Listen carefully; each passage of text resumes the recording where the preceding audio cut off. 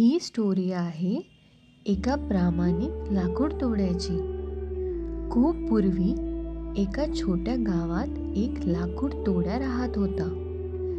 त्याचे नाव रामू होते. तो दररोज आपल्या उपजीविकेसाठी जंगलात लाकडे तोडायला जात असे.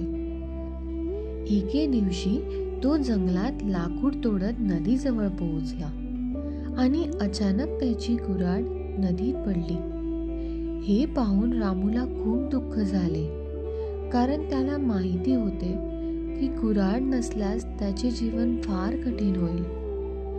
रामू विचारात बुडाला आणि रडू लागला. नदीच्या काठावर बसून त्याने मदतीसाठी हाक मारली. तेवढ्यात अचानक नदीतून एक परी प्रगट झाली. परीनं रामूला विचारलं, "तू का रडतो आहेस?" रामूने परीला त्याची कुऱ्हाड हरविल्याची व्यथा सांगितली. परी म्हणाली, "मी तुला मदत करू शकते, काळजी नको करूस."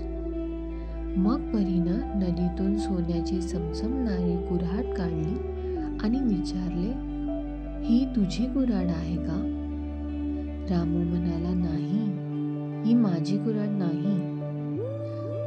परीनं नंतर चांदीची कुऱ्हाड काढली आणि विचारले, "ही तुझी कुऱ्हाड आहे का?" रामू पुन्हा म्हणाला, "नाही, ही देखील माझी नाही." शेवटी परीनं नदीतून रामूची लोखंडी कुऱ्हाड काढली आणि विचारले, "ही तुझी कुऱ्हाड आहे का?" रामूने आनंदाने उत्तर दिले, "हो, हीच माझी कुऱ्हाड आहे."